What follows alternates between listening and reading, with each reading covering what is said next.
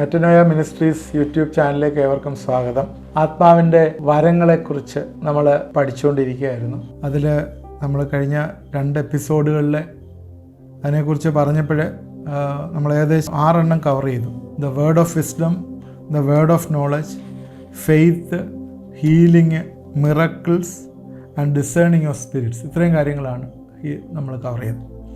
ഇന്ന് ഇതിനകത്ത് വേറൊരു ഏറ്റവും പ്രധാനമായിട്ടും ഇന്ന് സഭയിലെ, പ്രത്യേകിച്ച് സഭകളിലെ ലോക്കൽ ചർച്ചസിലും ഒക്കെ പ്രധാനമായിട്ട് കാണുന്ന ഒരു ഗിഫ്റ്റായിട്ട് കാണുന്ന ഒരെണ്ണമാണ് പ്രൊഫസി എന്ന് പറയുന്നത്, പ്രവചനവരം. പ്രവചനവരത്തെക്കുറിച്ച് ഇന്ന് പറയുന്ന ബൈബിളിൽ നിന്ന് പറയുന്ന ഭാഗങ്ങളെ നമുക്ക് എടുക്കാം. അതിന് മുമ്പായിട്ട് ഒരു വാക്യം വായിക്കട്ടെ. 1 തെസ്സലോനിക്കർ 5:20 ഇങ്ങനെയാണ് പറഞ്ഞിരിക്കുന്നത്: പ്രവചനം തുച്ഛീകരിക്കരുത്, ഡെസ്പൈസ് നോട്ട് പ്രൊഫസൈ. സകലവും ശോധന ചെയ്ത് നല്ലത് മുറുകെ പിടിക്കും. ആത്മാവിനെ കെടുക്കരുത് എന്ന് പറഞ്ഞിട്ട് ഇട്ടേക്കുന്ന പ്രവചനം തുച്ഛീകരിക്കരുത് എന്ന് പറഞ്ഞിട്ടുള്ളൊരു ഭാവം നമുക്ക് അതിൽ കാണാവുന്നതാണ്. നമ്മളിത് 1 കൊരിന്ത്യർ 12 അധ്യായത്തിൽ നിന്നാണ് നമ്മൾ പഠിച്ചുകൊണ്ടിരിക്കുന്നത്. 1 കൊരിന്ത്യർ 12 അതിനകത്തുള്ള ആത്മാവിൻ്റെ വരങ്ങളെക്കുറിച്ചാണ് നമ്മളിപ്പോഴേ പഠിച്ചുകൊണ്ടിരിക്കുന്നത്. 1 കൊരിന്ത്യർ 14:1 തൊട്ട് ആണ് കൂടുതലായിട്ട് പ്രവചനവരത്തെക്കുറിച്ച് പറയുന്ന ഭാഗങ്ങൾ വരുന്നത്. വായിക്കാം. 1-ാം അധ്യായം, സ്നേഹം ആചരിപ്പാൻ ഉത്സാഹിപ്പീൻ. 13-ാം അധ്യായത്തിൽ 1 കൊരിന്ത്യർ 13 സ്നേഹത്തെക്കുറിച്ച് പറഞ്ഞിട്ട് 14-ാം അധ്യായത്തിലേക്ക് വരുമ്പോഴാണ് ഗിഫ്റ്റ്സ് ആൻഡ് എഡിഫിക്കേഷൻ 14-ാം അധ്യായത്തിലേക്ക് വരുമ്പോൾ ആണിത് പറയുന്നത്. സ്നേഹത്തെക്കുറിച്ച്, സ്നേഹം ആചരിപ്പാൻ ഉത്സാഹിപ്പീൻ, ആത്മീയ വരങ്ങളും വിശേഷാൽ പ്രവചനപരവും വാഞ്ചിപ്പീൻ. അവിടെ പറയുന്നൊരു കാര്യം, ആത്മീയവരങ്ങളെല്ലാം നമ്മൾ വാഞ്ചിക്കണം, വിശേഷാൽ പ്രവചനവരം. ഈ പ്രവചനവരത്തെ വാഞ്ചിക്കാനായിട്ട് പ്രത്യേകമായിട്ട് ഇവിടെ പോള് കോരിന്ത്യ സഭയോട് പറയുന്ന കാര്യങ്ങൾ. ഈ പ്രവചനവരത്തെക്കുറിച്ചുള്ള കാര്യങ്ങൾ താഴോട്ടുള്ള വാക്യങ്ങളിൽ എഴുതിയിട്ടുണ്ട്. അതിനകത്ത് കമ്പാരിസൺ, അന്യഭാഷയെക്കുറിച്ചും പ്രവചനത്തെക്കുറിച്ചുമൊക്കെയുള്ള കമ്പാരിസൺ പറയുന്നുണ്ട്. ഞാനതെല്ലാം വായിക്കാം. 3-ാം വാക്യത്തിൽ, പ്രവചിക്കുന്നവനോ ആത്മീയ വർധനയ്ക്കും പ്രബോധത്തിനും ആശ്വാസത്തിനുമായി മനുഷ്യരോട് സംസാരിക്കും. അപ്പോൾ പ്രവചിക്കുന്നവൻ എന്താ ചെയ്യുന്നത്? ആത്മീയ വർധനയ്ക്ക്, പ്രബോധനത്തിന്, ആശ്വാസത്തിനായിട്ട് മനുഷ്യരോട് സംസാരിക്കുന്നത്. ഇത് അന്യഭാഷയും പ്രവചനവും തമ്മിലുള്ള വ്യത്യാസം ആയിട്ടാണ് ഇതിനകത്ത് ഇപ്പം കാണിച്ചിരിക്കുന്നത്. അതിനകത്തൊരു കമ്പാരിസൺ 5-ാം വാക്യത്തിൽ വരുമ്പോഴത്തേക്ക്, അന്യഭാഷയിൽ സംസാരിക്കുന്നവനേക്കാൾ പ്രവചിക്കുന്നവൻ അവനേക്കായും വലിയവൻ എന്ന് പറഞ്ഞ് എഴുതിയിട്ടുണ്ട്. അന്നേരം അത് ആദ്യത്തെ 1-ാമത്തെ വാക്യം അതായിരുന്നു. വിശേഷാൽ പ്രവചനവരത്തെ വാഞ്ചിപ്പാനായിട്ട് പറഞ്ഞുകൊണ്ടാണ് പറയുന്നത്. പ്രവചനം എന്നാൽ എന്താണ് എന്നുള്ളത് നമ്മളൊന്ന് മനസ്സിലാക്കണം. ഈ പ്രവചനം എന്നൊക്കെ നമ്മളിങ്ങനെ കേൾക്കുന്ന കാര്യങ്ങൾ എന്താണെന്നുള്ളത് മനസ്സിലാക്കണം. ഇതിനകത്ത് നേരത്തെ നമ്മൾ പറഞ്ഞാണ്, ആത്മീയവർദ്ധന, പ്രബോധനം, ആശ്വാസത്തിനായിട്ട് സഭയിൽ നമ്മൾ സംസാരിക്കുന്ന കാര്യമാണ് പ്രവചനം. അത് നേരത്തെയുള്ള പഴയ നിയമത്തിലെ പ്രവാചകന്മാരെക്കുറിച്ച് നമുക്കറിയാം. ദൈവത്തിൻ്റെ വലിയ മർമ്മങ്ങളെ അവർ ആ ഇസ്രായേൽ മക്കളോട്, അല്ലെങ്കിൽ ആ സമയത്തുള്ള ദൈവത്തിൻ്റെ തിരഞ്ഞെടുക്കപ്പെട്ട ജനതയോട് സംസാരിക്കുന്ന ഒരു കാര്യം, അതായിരുന്നു പ്രവചനം പഴയ നിയമകാലത്ത് വന്ന. പുതിയ നിയമത്തിൽ വന്നപ്പോഴും ഈ പ്രവചനം അത് കണ്ടിന്യൂ ചെയ്യുന്നുണ്ട്. ആ പ്രവചനം വന്നിട്ട് അപ്പോസ്തല പ്രവൃത്തിയിലെ പ്രവചനത്തിൻ്റെ കാര്യമൊക്കെ നമ്മൾ കാണുന്നുണ്ട്. അത് കഴിഞ്ഞിട്ട് ഇവിടെ വന്നിട്ട് കോരിന്ത്യ സഭയ്ക്ക് എന്താണ്, ഈ കോരിന്ത്യ സഭയിൽ എങ്ങനെയാണ് പ്രവചനം ആയിരിക്കേണ്ടതെന്ന് പറയുന്നുണ്ട്. ഈ പ്രവചനം എന്ന് പറയുന്നത് ഒരാളുടെ ഭാവി പറയുന്ന ഒരു കാര്യമല്ല ഈ പ്രവചനം എന്ന് മനസ്സിലാക്കണം. പ്രത്യേകിച്ച് അത് നമ്മുടെ നാട്ടിലൊക്കെ ഈ കണിയാന്മാർ പറയുന്ന ഒരു കാര്യമാണ് ഭാവി പറയുക എന്ന് പറയുന്നത്. അത് അല്ല പ്രവചനം എന്ന് പറയുന്നത് ഉദ്ദേശിക്കുന്നത്. 1 കൊരിന്ത്യർ 13-ാം അധ്യായത്തിൻ്റെ 2-ാം വാക്യത്തിൽ ഇങ്ങനെയാണ് പറഞ്ഞത്: എനിക്ക് പ്രവചനവരം ഉണ്ടായിട്ട് സകല മർമ്മങ്ങളും സകല ജ്ഞാനവും ഗ്രഹിച്ചാലും. അന്നേരം പ്രവചനവരം വരുന്ന ആള് സകല മർമ്മങ്ങളും ജ്ഞാനങ്ങളും ഗ്രഹിക്കുന്ന ആളാണ്. ഈ മർമ്മങ്ങളും ജ്ഞാനങ്ങളും എന്താണ്? ഈ മർമ്മം എന്ന് പറയുന്നത്, ജ്ഞാനം എന്ന് പറയുന്നത് എന്താണ്? Mysteries and all knowledge. ഇത് വ്യക്തിയെക്കുറിച്ചാണോ ദൈവത്തെക്കുറിച്ചാണോ? ഒരു വ്യക്തിയെക്കുറിച്ചുള്ള മർമ്മവും ജ്ഞാനവും അല്ല ഇവിടെ പറയുന്നത്. ഇത് ദൈവത്തിൻ്റെ വലിയ അത്ഭുത കാര്യങ്ങളെക്കുറിച്ച്, ദൈവം മനുഷ്യനോട് സംസാരിച്ചിരിക്കുന്ന കാര്യങ്ങളെക്കുറിച്ചുമുള്ള അറിവ്, അതിൻ്റെ മർമ്മം, അതിൻ്റെ ഇൻ്റർപ്രിട്ടേഷൻ, അതിൻ്റെ ജ്ഞാനം, അതിൻ്റെ വിസ്ഡം, അതൊക്കെയാണ് ഇവിടെ പറയുന്നത്. അതാണ് പ്രവചനം കൊണ്ട് എന്നിലുണ്ടാകേണ്ടത്. എന്നുവെച്ചാൽ പ്രവചിക്കുന്ന ആളിലുണ്ടാകേണ്ടത് സകല മർമ്മവും സകല ജ്ഞാനവും ഗ്രഹിക്കണം. അതാണ് പ്രവചനക്കാരനെ കൊണ്ട്, പ്രവചിക്കുന്ന ഒരാളിനെ കൊണ്ട് ഉണ്ടാകണം. 1 കൊരിന്ത്യർ 14:3 പ്രവചിക്കുന്നവനോ ആത്മീയ വർധനയ്ക്കും പ്രബോധത്തിനും ആശ്വാസനവുമായി മനുഷ്യരോട് സംസാരിക്കും. ആത്മീയവർദ്ധന എങ്ങനെയാണ് വരുത്തുന്നത്? ആത്മാവിൻ്റെ ഇൻക്രീസ്. വേറെ രീതി പറഞ്ഞാൽ എഡിഫിക്കേഷൻ എന്ന് പറയുന്നത് എന്താണ്? കർത്താവ് പറഞ്ഞിരിക്കുന്ന കാര്യങ്ങൾ അവൻ്റെ ജീവിതത്തിൽ അവന് വെളിവാക്കി കൊടുത്ത് അവനെ അതിൽ ഉറപ്പിക്കുന്നതാണ് ആത്മീയവർദ്ധന വരുത്തുന്നത്. ഒന്നുകൂടെ പറയാം. കർത്താവ് പറഞ്ഞിരിക്കുന്ന കാര്യങ്ങൾ, യേശു പഠിപ്പിച്ചോ അല്ലെങ്കിൽ അപ്പോസ്തലന്മാർ പഠിപ്പിച്ചോ കാര്യങ്ങൾ ഒരു വ്യക്തിയോട് പറഞ്ഞ് മനസ്സിലാക്കി കൊടുത്ത് അവനെ അതിൽ ഉറപ്പിക്കുന്നതാണ് എഡിഫിക്കേഷൻ എന്ന് പറയുന്നത്. എക്സോർട്ടേഷൻ, അവനെ എൻകറേജ് ചെയ്യുന്നൊരു കാര്യം, അവനെ എൻകറേജ് ചെയ്യുന്ന കാര്യമാണ് പ്രവചനത്തിലുള്ളത്. പിന്നെ ആശ്വാസം കൊടുക്കുന്ന കാര്യം. ആശ്വാസം കൊടുക്കുന്ന പറഞ്ഞാൽ അവന് ആത്മാവിൻ്റെ ആശ്വാസമുണ്ട്, മനസ്സിൻ്റെ ആശ്വാസമുണ്ട്, ശരീരത്തിൻ്റെ ആശ്വാസമുണ്ട്. ആ 3 ആശ്വാസവും പ്രവചനം വഴി കൊടുക്കാനായിട്ട് പറ്റും.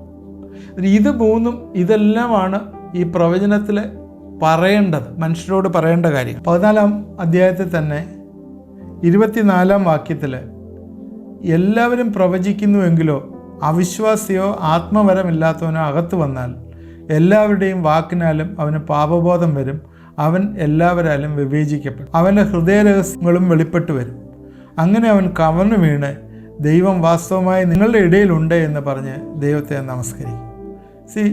പ്രവചിക്കുമ്പോൾ ഒരു അവിശ്വാസി അകത്ത് വന്നു കഴിഞ്ഞാൽ ആ പ്രവചനം കൊണ്ട് ആ അവിശ്വാസിക്ക് പാപബോധം അവന് വരണം. പുറത്തുനിന്ന് വരുന്നവർ ആരെങ്കിലും സഭയിൽ വന്നു കഴിഞ്ഞാൽ നിങ്ങളുടെ പ്രവചനം കൊണ്ട് ദൈവത്തെ അറിയുവാനായിട്ട് വന്നു കഴിഞ്ഞാൽ അതാണ് പ്രവചന ശുശ്രൂഷ സഭയിൽ ഉദ്ദേശിക്കുന്നത്. ഈ പ്രവചനത്തിൻ്റെ കാര്യം 29 തൊട്ട് വാക്യങ്ങൾ പറയുന്നുണ്ട്. പ്രവാചകന്മാർ 2-3 പേർ സംസാരിക്കുകയും മറ്റുള്ളവർ വിവേചിക്കുകയും ചെയ്യട്ടെ. ഇരിക്കുന്നവനായ മറ്റൊരു വെളിപ്പാടുണ്ടായവർ ഒന്നാമത്തവൻ മിണ്ടാതിരിക്കട്ടെ. എല്ലാവരും പഠിപ്പിപ്പാനും എല്ലാവർക്കും പ്രബോധനം ലഭിപ്പാനുമായി നിങ്ങൾക്കെല്ലാവർക്കും ഓരോരുത്തനായി പ്രവചിക്കാമല്ലോ.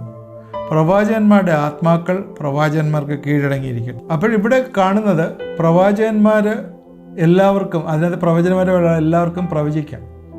അത് പ്രവചിക്കുന്നത് ആ പ്രവചനമെല്ലാം കൺകോർഡൻസിലായിരിക്കണം. ഒരാൾ വേറൊരാളിനെ അങ്ങോട്ടും ഇങ്ങോട്ടും കുത്തി അങ്ങനെയുള്ള ഒരു പ്രവചനമല്ല അവിടെ ഉദ്ദേശിക്കുന്നത്. അത് ഉദ്ദേശിക്കുന്നത് സഭയെ ആത്മീയവർദ്ധനയിൽ നടത്താൻ വേണ്ടിയുള്ളൊരു പ്രവചനമാണ്. അത് നേരത്തെ പറഞ്ഞ പോലെ ഒരു വ്യക്തിയുടെ ഫ്യൂച്ചർ പറയുന്നൊരു സംഭവമല്ല. ആ സഭയിൽ നടക്കേണ്ടതായിട്ടുള്ള കാര്യങ്ങൾ ദൈവത്തിൻ്റെ ആത്മാവ് ബോധിപ്പിക്കുമ്പോൾ മാനസാന്തരമായാലും അല്ലെങ്കിൽ ബാക്ക് സ്ലൈഡ് ചെയ്ത് പോകുന്ന ആൾ തിരിച്ചു വരുന്നതായാലും അല്ലെങ്കിൽ ദൈവവചനത്തിൽ ഉറപ്പിക്കുന്ന കാര്യമായാലും ഇങ്ങനെയുള്ള കാര്യങ്ങളായിരിക്കണം പ്രവചനത്തിൽ കൂടി സഭയിൽ വരേണ്ടത്. അങ്ങനെ ഒരു പ്രവചനമാണ് ഇവിടെ സഭയിൽ പറയുന്നത്. അതുകൊണ്ട് പ്രവചനപരത്തെ ആണ് ആളുകളെ ദൈവത്തിൻ്റെ വലിയ കാര്യങ്ങൾ, മർമ്മങ്ങളും പൊരുളുകളും ദൈവത്തിൻ്റെ പ്രസ്താവിപ്പാൻ കഴിയുന്നത് പ്രവചനപരത്തിലാണ്. അതുകൊണ്ട് പ്രവചനപരത്തെ കൂടുതലായിട്ട് വാഞ്ചിക്കാനായിട്ട് ഇവിടെ പൗലോസ് പറയുന്നു. അതുകൊണ്ട് പ്രവചനപരം കിട്ടിയാൽ പോലും, പ്രവചനം പറഞ്ഞാൽ പോലും അത് ചില ആളുകൾക്കത് മനസ്സിലാകത്തില്ല. അത് വിവേചിക്കാനുള്ള കഴിവും കൂടെ ആവശ്യമുണ്ട്. ചില പ്രവചനങ്ങൾ, മനസ്സിലാകാത്ത പ്രവചനങ്ങൾ വിവേചിക്കാനുള്ള കഴിവും കൂടെ വേണം. അതും സഭയിൽ വേണം. ഇതിനകത്ത് പ്രത്യേകം പറഞ്ഞിട്ടുണ്ട്, പ്രവാചകന്മാർ 2-3 പേർ സംസാരിക്കുകയും മറ്റുള്ളവർ വിവേചിക്കുകയും ചെയ്യട്ടെ. ഈ പ്രവാചകൻ്റെ എന്താ വെച്ചാൽ ആ ദൈവത്തിൻ്റെ ആത്മാവ് അത് വെളിപ്പെടുത്തുമ്പോൾ മനസ്സിലായില്ലെങ്കിൽ അത് വിവേചിച്ച് കൊടുക്കാനുള്ള കപ്പാസിറ്റിയും അതിലുണ്ടാവണം. ഇതെല്ലാം തന്നെ തന്നിരിക്കുന്നത് സഭയുടെ ആത്മീയ വർദ്ധനയ്ക്ക് വേണ്ടിയാണ്. ബൈബിളിലെ 1 കൊരിന്ത്യർ 13-8 വാക്യത്തിൽ ഇങ്ങനെ എഴുതിയിട്ടുണ്ട്. സ്നേഹവുമായിട്ട് ബന്ധപ്പെട്ട് എഴുതിയിരിക്കുന്നതാണ്. സ്നേഹവുമായിട്ട് കമ്പയർ ചെയ്താണ് അത് എഴുതിയിരിക്കുന്നത്. സ്നേഹം ഒരു നാൾ ഉതിർന്നു പോകുകയില്ല. പ്രവചനപരമോ അത് നീങ്ങിപ്പോകും, ഭാഷാപരമോ അത് നിന്നുപോകും, ജ്ഞാനമോ അത് നീങ്ങിപ്പോകും. അപ്പോഴേ ഇത് എടുത്തു കഴിഞ്ഞിട്ട് പ്രവചനപരം ഇപ്പമില്ല, ഭാഷാപരമില്ല, ജ്ഞാനമില്ല എന്നൊക്കെ നമ്മൾ ഇൻ്റർപ്രറ്റ് ചെയ്യാനായിട്ട് പാടില്ല. കാര്യം എന്ന് വെച്ചാൽ അത് നീങ്ങിപ്പോകുന്ന, അത് താഴത്തെ വാക്യം പറയുന്നു, അംശമായി നാം അറിയുന്നു, അംശമായി പ്രവചിക്കുന്നു. പൂർണ്ണമായത് വരുമ്പോഴോ അംശമായി നീങ്ങിപ്പോകും. പൂർണ്ണമായത് വന്നു എന്ന് ചില ആളുകൾ, ചില ഇൻ്റർപ്രിട്ടേഷൻ, ചില വേദപണ്ഡിതന്മാർ പൂർണ്ണമായത് വന്നു എന്നൊക്കെ പറയുന്നുണ്ട്. എന്നാൽ പൂർണ്ണമായത് ഇതുവരെയും വന്നിട്ടില്ല. പൂർണ്ണമായത് വരുന്ന ചില ആളുകൾ പറയുന്നത് ബൈബിള് വന്നപ്പോഴത്തേക്ക് പൂർണ്ണത വന്നു, അതുകൊണ്ട് ഇനിയും വേറെ പ്രവചനത്തിൻ്റെ ആവശ്യമില്ല, ഭാഷാപരത്തിൻ്റെ ജ്ഞാനത്തിൻ്റെ ഒന്നും ആവശ്യമില്ല, ബൈബിൾ വന്നു നമുക്ക്, അതുകൊണ്ട് ഇനിയും ഇതിൻ്റെ ഒന്നും ആവശ്യമില്ല എന്ന് പഠിപ്പിക്കുന്നുണ്ട്. പക്ഷേ ഇതിനകത്ത് അങ്ങനെ ഉദ്ദേശിച്ചല്ല എഴുതിയിരിക്കുന്നത്. പൂർണ്ണമായത് വരും എന്ന് പറയുമ്പോൾ കർത്താവിൻ്റെ വരവിങ്കൽ വരെ പൂർണ്ണമായത് വന്നിട്ടില്ല. കാര്യം ദൈവത്തിൻ്റെ വെളിപ്പാടുകൾ ഇപ്പോഴും നടക്കുന്നുണ്ട്. ദൈവത്തിൻ്റെ പ്രവചനം, ദൈവം പല കാര്യങ്ങൾ പ്രവചനം വെച്ചാൽ അഡീഷണലായിട്ട് ദൈവത്തിൻ്റെ വചനമല്ല പ്രവചിക്കുന്നത്.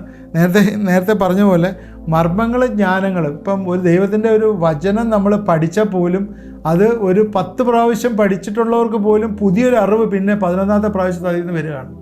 അതെങ്ങനെയാണ് വരുന്നത്? മർമ്മങ്ങളും ജ്ഞാനങ്ങളും ദൈവം വെളിപ്പെടുത്തി തരുന്നതാണ്. അതുകൊണ്ട് ഈ ആത്മീയ വർധന, പ്രബോധനം, ആശ്വാസത്തിനായിട്ടുള്ള പ്രവചനം ഇതുവരെയും സഭയിൽ നിന്നു പോയിട്ടില്ല, അതിപ്പോഴും ഉണ്ട്. അതുകൊണ്ട് ഈ വാക്യം എടുത്തിട്ട് അത് നിന്നുപോയി എന്ന് നമ്മൾ പറയാൻ പാടില്ല. എന്നാൽ അത് നിന്നു പോകും എന്നാണ് പറഞ്ഞത്. അതിനകത്ത് പറയുന്നത് സ്നേഹം ഒരിക്കലും നിൽക്കത്തില്ല, എന്നാൽ ഇതൊക്കെ നിന്നു പോകും. 13ാം അധ്യായത്തിൽ മുഴുവൻ സ്നേഹത്തെക്കുറിച്ചാണല്ലോ കൂടുതലായിട്ട് പ്രതിപാദിക്കുന്നത്, 1 കൊരിന്ത്യർ 13. അതുകൊണ്ട് സ്നേഹവും മറ്റുള്ള വരങ്ങളും തമ്മിൽ ചേർത്ത് പറയുകയാണ്. അത് 12ന്റെ അവസാനത്തിൽ പറയുന്നുണ്ട്, ഒരു ശ്രേഷ്ഠ മാർഗം ഞാൻ കാണിച്ചു തരാം എന്ന് പറഞ്ഞിട്ടാണ് സ്നേഹത്തെക്കുറിച്ച് പറയുന്നത്. അതായത് സ്നേഹത്തെക്കുറിച്ച് പറയുമ്പോൾ ഇതിനകത്ത് ഗിഫ്റ്റ്സ് ആൻഡ് ലവ് രണ്ടും കൂടെ എന്ന് വെച്ചാൽ വരങ്ങളും സ്നേഹവും കൂടി ചേർത്ത് കമ്പയർ ചെയ്ത് പറയുന്നതാണ്. 14ാം അധ്യായത്തിൽ വന്നപ്പോഴത്തേക്ക് ഗിഫ്റ്റ്സ് ആൻഡ് എഡിഫിക്കേഷൻ, ഈ ഗിഫ്റ്റൊക്കെ നമ്മളെ ഏത് രീതിയിലാണ് ആത്മീയവർദ്ധന വരുത്തുന്നത് എന്നുള്ളതാണ് പറയുന്നത്. പ്രവചനവരം വാഞ്ചിക്കണം. പ്രവചനവരം എന്ന് പറയുന്നത് മർമ്മങ്ങളും ജ്ഞാനങ്ങളും ഗ്രഹിച്ചുകൊണ്ട് സഭയിലെ ആത്മീയവർദ്ധന വരുത്തുകയും പ്രബോധനം വരുത്തുകയും ആശ്വാസത്തിനായിട്ട് ചെയ്യുകയും ചെയ്യുന്ന ഒരു കാര്യമാണ്. അത് ഈ പറഞ്ഞ പോലെ ഒരു വ്യക്തിയുടെ ഫ്യൂച്ചർ പ്രഡിക്റ്റ് ചെയ്യാനല്ല, എന്നാൽ ദൈവത്തിൻ്റെ ആത്മാവ് ചിലപ്പോൾ നമ്മൾ നേരത്തെ പറഞ്ഞ പോലെ നമ്മൾ പ്രാർത്ഥിക്കുമ്പോൾ ദ വേർഡ് ഓഫ് നോളജ് ചിലപ്പോൾ നമുക്ക് തരും. ഒരു വ്യക്തിയെക്കുറിച്ച് പ്രാർത്ഥിക്കുമ്പോൾ അവൻ്റെ ആത്മാവിൽ കെട്ടപ്പെട്ടിട്ടുണ്ടെങ്കിൽ, അവൻ്റെ ആത്മാവിൽ സ്വാതന്ത്ര്യമില്ല എന്നുണ്ടെങ്കിൽ അങ്ങനെയുള്ള കാര്യങ്ങൾ ചിലപ്പം ദൈവം നമുക്ക് തരും. അതൊരു പ്രവചനപരമായിട്ട് നമ്മൾ എടുക്കേണ്ട ആവശ്യമില്ല. അതൊരു പ്രവചനപരമാണെന്ന് എടുക്കാനായിട്ട് പറ്റത്തില്ല. എന്നാൽ പ്രവചനം എന്ന് പറയുന്നത് മറ്റുള്ള സഭയിലുള്ള മറ്റുള്ളവർക്ക് ആത്മീയവർദ്ധന വരുത്താനും പ്രബോധനം കൊടുക്കാനും ആശ്വാസത്തിനുമായിട്ട് ദൈവം തരുന്ന ഒന്നാണ്. ഇന്ന് ഞാൻ പ്രധാനമായിട്ട് നിങ്ങളോട് പറഞ്ഞ പ്രവചനവരത്തെക്കുറിച്ചാണ്. അതുകൊണ്ട് ആത്മീയ വരങ്ങൾക്ക് വേണ്ടി നിങ്ങൾ അധികമായിട്ട് നമ്മളെല്ലാവരും ആഗ്രഹിക്കണം. വിശേഷാൽ പ്രവചനത്തിന് വേണ്ടി വാഞ്ചിപ്പീൻ എന്ന് പറഞ്ഞിട്ടുണ്ട്. അതുകൊണ്ട് നമ്മളത് വാഞ്ചിക്കണം എന്നുള്ളതാണ്. ഞാൻ പറഞ്ഞത് ക്ലിയറായി എന്ന് മനസ്സിലാക്കുന്നു. അന്നേരം ഇത് മർമ്മങ്ങളും ജ്ഞാനങ്ങളും ഗ്രഹിക്കാനും ആത്മീയവർദ്ധനം, ആശ്വാസം, ഇതിനു വേണ്ടിയാണ് തന്നിരിക്കുന്നത്. ഇതാണ് ഇതിൻ്റെ മെയിൻ പോയിൻ്റ് എന്നുള്ളത്. അതുകൊണ്ടാണ് ഞാൻ വീണ്ടും വീണ്ടും അത് റിപ്പീറ്റ് ചെയ്ത് പറയുന്നത്. അതുകൊണ്ട് അങ്ങനെയുള്ളൊരു സമയത്ത് സഭയിലെ ഒരു അവിശ്വാസിയോ വല്ലവരും കടന്നു വരികയാണെങ്കിൽ, കടന്നു വന്ന വ്യക്തിക്ക് പാപബോധത്തെക്കുറിച്ച് ഉള്ള ഒരു ബോധം വരാനും അവർ മാനസാന്തരത്തിലേക്ക് വരാനും, അല്ലെങ്കിൽ ഏതെങ്കിലും ഒരു വലിയ പ്രയാസത്തോടുകൂടി ഒരു പ്രശ്നത്തോടുകൂടി സഭയിലേക്ക് ഒരു വ്യക്തി കടന്നു വന്നിട്ടുണ്ടെങ്കിൽ അവനൊരു പ്രബോധനം കിട്ടി, അവനൊരു എൻകറേജ്മെൻറ്റ് കിട്ടി, അവനൊരു സൗഖ്യം വരാൻ, മനസ്സിനൊരു സൗഖ്യം വരുവാനായിട്ട് ഉള്ള ഒരു സംഭവമാണ് പ്രവചനം എന്ന് പറയുന്നത്. അതുകൊണ്ട് പ്രവചനപരം അതിൻ്റെ സ്പിരിറ്റിൽ തന്നെ അത് മനസ്സിലാക്കുകയും അത് പഠിപ്പിക്കുകയും ചെയ്യുക എന്നുള്ളതാണ്. ദൈവം നമ്മളെ ഇതിനകത്ത് ദൈവം നമ്മളെ സഹായിക്കട്ടെ. എന്തെങ്കിലും നിങ്ങൾക്ക് സംശയം ഉണ്ടെങ്കിൽ നിങ്ങൾക്ക് ആ ചാറ്റ് ബോക്സിൽ നിങ്ങൾ ഇടുകയോ അല്ലെങ്കിൽ നിങ്ങൾക്ക് ആ വാട്സാപ്പ് നമ്പറിൽ നിങ്ങൾ അറിയിക്കുകയോ വിളിക്കുകയോ ചെയ്യാവുന്നതാണ്. അതുപോലെ ഇത് മറ്റുള്ളവർക്ക് ഷെയർ ചെയ്ത് കൊടുക്കുകയും ഇത് നിങ്ങൾ ലൈക്ക് ചെയ്യുകയും ചെയ്യണം. ഇത് പ്രയോജനം ഉണ്ടാവും, നിങ്ങളുടെ ഭാവിയിൽ ഇത് പ്രയോജനം ഉണ്ടാകും. ആത്മാവിൻ്റെ ദാനങ്ങളെക്കുറിച്ച് പറയുമ്പോൾ, ആത്മാവിൻ്റെ വരങ്ങളെക്കുറിച്ച് പറയുമ്പോൾ ഇത് ഒരുപാട് നമ്മളെ ബലപ്പെടുത്തുവാനായിട്ട് നമ്മളെ സഹായിക്കും. നമുക്ക് പ്രാർത്ഥിക്കാം. ദൈവമായ കർത്താവേ, ഇന്ന് എന്നോട് ചേർന്ന് ഇത് വാച്ച് ചെയ്യുന്ന എല്ലാവർക്കായിട്ടും സ്തോത്രം. ഇത് കൂടുതലായിട്ട് അവിടെ ഹൃദയങ്ങളിൽ വെളിപ്പെടുത്തി കൊടുക്കണമേ എന്ന് പ്രാർത്ഥിക്കുന്നു. പ്രവചന വരം കർത്താവെ ഈ നാളുകളിലെ പ്രവചിക്കുന്നവരായിരിക്കാനായിട്ട് ഞങ്ങളെ സഹായിക്കണമേ എന്ന് പ്രാർത്ഥിക്കുന്നു. പ്രാർത്ഥനയിൽ കൂടി കർത്താവെ നീ ഞങ്ങൾക്ക് വലിയ കാര്യങ്ങളെ വെളിപ്പെടുത്തി തരുന്ന ദൈവമാണ്. കർത്താവെ പ്രത്യേകിച്ച് കർത്താവെ സഭയുടെ എഡിഫിക്കേഷന് വേണ്ടി കർത്താവെ ഈ നാളുകളിലെ പ്രവചനം നിന്നു പോകാതെ അത് കണ്ടിന്യൂ ചെയ്യുവാനായിട്ട് കർത്താവെ യേശുക്രിസ്തുവിൻ്റെ അതേ ഹൃദയമുള്ളവരായി, അതേ മൈൻഡുള്ളവരായി തീരുവാനായിട്ട് നീ ആളെ സഹായിക്കണമേ എന്ന് പ്രാർത്ഥിക്കുന്നു. ഇത് കർത്താവെ ഒരു വലിയൊരു ബെനിഫിറ്റിന് വേണ്ടി, അല്ലെങ്കിൽ ഒരു പ്രോഫിറ്റിന് വേണ്ടി യൂസ് ചെയ്യാനായിട്ടല്ല, അല്ലെങ്കിൽ കർത്താവെ സെൽഫ് ഇമേജ് ഇൻക്രീസ് ചെയ്യാനായിട്ടല്ല, പിന്നെയോ കർത്താവിൻ്റെ സഭയെ വളർത്തുന്ന ഒരു പ്രവചനമായി തീരുവാനായിട്ട് ഈ ദിവസങ്ങളിൽ അത് ഇടവരുത്തണമേ എന്ന് പ്രാർത്ഥിക്കുന്നു. അല്ലാത്തതെല്ലാം കർത്താവെ സ്വൽഫമായിട്ടുള്ള കർത്താവെ ഉയർച്ച പ്രാപിക്കുന്നതും അത് കാണിക്കുന്നതും ഒക്കെ കർത്താവെ നാശയോഗ്യമാണെന്നും അത് ദൈവത്തിൽ നിന്നല്ല എന്ന് ഞങ്ങൾ മനസ്സിലാക്കുന്നു. അതുകൊണ്ട് ഈ നാളിൽ ഞങ്ങൾ പ്രാർത്ഥിക്കുന്നു, യഥാർത്ഥമായിട്ടുള്ള ശുശ്രൂഷ ചെയ്യുന്ന ദൈവദാസന്മാരെ നീ ഉയർത്തണമേ എന്ന് പ്രാർത്ഥിക്കുന്നു. ഇത് കണ്ടുകൊണ്ടിരിക്കുന്ന ഞങ്ങളെയൊക്കെ അനുഗ്രഹിക്കണമേ എന്ന് പ്രാർത്ഥിക്കുന്നു. രോഗികളായി ആരെങ്കിലും ഇത് അറ്റൻഡ് ചെയ്യുന്നുണ്ടെങ്കിൽ ഏത് രോഗമായാലും കർത്താവെ അതിൽ നിന്ന് വലിയൊരു വിടുതൽ കൊടുക്കുകയും സഹായിക്കുകയും ചെയ്യണമേ എന്ന് പ്രാർത്ഥിക്കുന്നു. ദൈവമേ, നിനക്കൊന്നും അസാധ്യമായിട്ടില്ല. നിൻ്റെ കരങ്ങളിലേക്ക് ഈ രോഗികളെല്ലാം ഏൽപ്പിച്ച് പ്രാർത്ഥിക്കുന്നു. പ്രത്യേകിച്ച് കർത്താവെ ഹൃദയത്തിൻ്റെ കർത്താവെ ബ്ലോക്കുകളാൽ പ്രയാസപ്പെടുന്ന മരുന്ന് കഴിച്ചുകൊണ്ടിരിക്കുന്ന വ്യക്തികളെ ദൈവം കാണിക്കുന്നു. ഞങ്ങളെ പ്രാർത്ഥിക്കുന്നു. ദൈവമേ, വലിയൊരു വിടുതൽ നീ അയക്കണമേ എന്ന് പ്രാർത്ഥിക്കുന്നു. കർത്താവെ, ഇനിയും ഓപ്പറേഷൻ പറ്റുകയില്ല എന്ന് പറഞ്ഞിരിക്കുന്ന കേസുകളുണ്ടല്ലോ കർത്താവെ. വാർദ്ധക്യത്തിൻ്റെ പ്രയാസങ്ങളിലും ഇരിക്കുന്ന നെടുവീർപ്പോടുകൂടി കഴിയുന്നവരുണ്ട് കർത്താവെ. ആ ഹൃദയത്തിൻ്റെ ബ്ലോക്കുകളൊക്കെ നീ അലിച്ചു കളയണമേ എന്ന് പ്രാർത്ഥിക്കുന്നു. ആ കഴിക്കുന്ന മരുന്നിലെ കർത്താവെ ആ വലിയൊരു റിലീസ് യേശുവിൻ്റെ നാമത്തിൽ ഇപ്പോഴേ വന്നു ചേരട്ടെ എന്ന് പ്രാർത്ഥിക്കുന്നു. കർത്താവെ, നീ അനുഗ്രഹിക്കുന്ന ദൈവമാണ് സ്തോത്രം. വിശ്വാസത്തോടെ ഏറ്റെടുത്തിട്ടുണ്ടെങ്കിൽ കർത്താവെ നീ അത് മാറ്റിക്കളയുന്ന ദൈവമാണ് സ്തോത്രം. എൻ്റെ കരങ്ങളിലേക്ക് ഏൽപ്പിച്ച് പ്രാർത്ഥിക്കുന്നു. പ്രാർത്ഥന കേട്ടോർത്ത് സ്തോത്രം. യേശുക്രിസ്തുവിൻ്റെ നാമത്തിൽ പ്രാർത്ഥിക്കുന്നു, കേൾക്കണമേ. ആമേൻ. തുടർന്ന് നിങ്ങളിത് വാച്ച് ചെയ്യണം. എല്ലാ ദിവസവും 9 തൊട്ട് 10 വരെ ഉണ്ട്. ഈ വൈകിട്ടത്തുള്ള സമയത്ത് വെച്ചിരിക്കുന്ന കാര്യം, ഇത് കഴിഞ്ഞ് ഇത് അറ്റൻഡ് ചെയ്തതിന് ശേഷം പ്രാർത്ഥിച്ച് നിങ്ങൾ ഉറങ്ങുമ്പോഴേ ദൈവത്തിൻ്റെ ആത്മാവ് രാത്രിയിൽ നിങ്ങളുടെ ആത്മാവോട് ഇടപെടും. അങ്ങനൊരു സംഭവമുണ്ട്. ബൈബിളിലൊരു വാക്യമുണ്ട്, രാത്രിയിലും നീ ഞങ്ങളോട് സംസാരിക്കും എന്നുള്ളൊരു വാക്യം ബൈബിളിലുണ്ട്. അതുകൊണ്ട് രാത്രിയിലും ദൈവം നമ്മളോട് ഇടപെടുകയും സംസാരിക്കുകയും ചെയ്യും. അതുകൊണ്ടാണ് ഇത് വൈകുന്നേരം നിങ്ങൾക്ക് പ്രാർത്ഥിച്ച് കിടക്കാനായിട്ടൊരു അവസരം കൂടി ആക്കി ഇത് തന്നിരിക്കുന്നത്. തീർച്ചയായും ഇത് നിങ്ങളെ അനുഗ്രഹിക്കും. തുടർന്ന് ഇത് കാണണം, വാച്ച് ചെയ്യണം, എല്ലാവർക്കും ഇത് ഷെയർ ചെയ്യണം. ദൈവം നമ്മളെല്ലാവരെയും അനുഗ്രഹിക്കട്ടെ.